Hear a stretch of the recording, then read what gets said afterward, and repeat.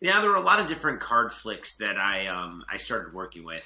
So it all came with the world record card throwing stuff back in Okay. 2002 when I broke the Guinness Book World Record for throwing a playing card the farthest in the world.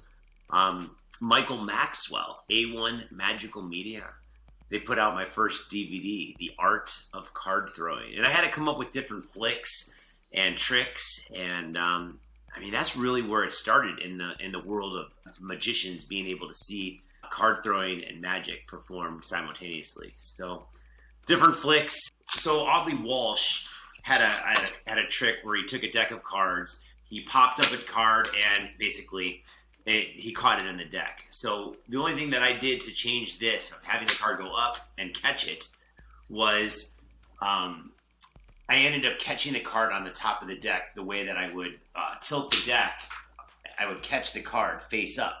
So instead of having to work really hard of flicking the card up and catching it in the middle of the deck, I would bring that card back, tilt the deck forward, and the card would end up. Like, it's hard to do on the screen here, but Sure. it would tilt up and it would appear. So that was one of the first, card flicks that I came up with on my own.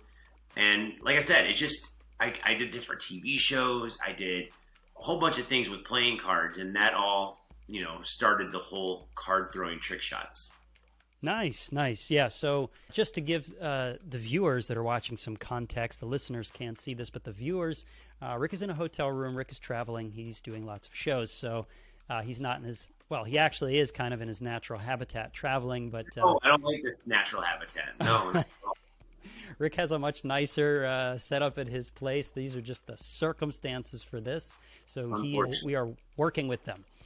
So we got the card flick, and then that card flick led to many other things. And the reason why you made that was to solve a particular problem, right? It was just to eliminate certain things. Yeah, because being able to catch the card, opening the deck and catching the card, basically all you had to do is tilt your deck forward and let the card land on top. And when the card went up and came back down, it would land face up on top of the deck, which it was just an easier way, but it looked really cool.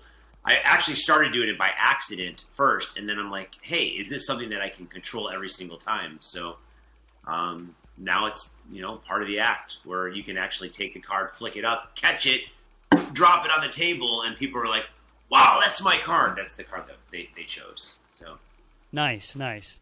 And the reason why you made that was it was just something that worked better for you, and you were just inspired to think outside the box? Or was that an actual accident, like you said? It was an accident, but I was forced, when I created the first DVD on how to throw playing cards, I was forced to create other ways of flicking playing cards. That's where I came up with card throwing, flicks, nicks, and other cool tricks with playing cards. They wanted me to have a couple different things on there that, magicians would like other than throwing cards. Because at first, when I started throwing cards, everyone in the magic world basically said there's no magic in card throwing. It's just a silly stunt. And I've tried to prove that wrong over the past 20 years, fooling Penn and Teller, doing a card throwing trick, mixing magic and card throwing into my act, and performing 600 plus shows a year. Doing card throwing it's a very small part of the act, but it's a really memorable part. Hey guys, I hope you enjoyed that clip. And if you did, go ahead and click the link in the description below to check out the full interview to keep those creative gears turning.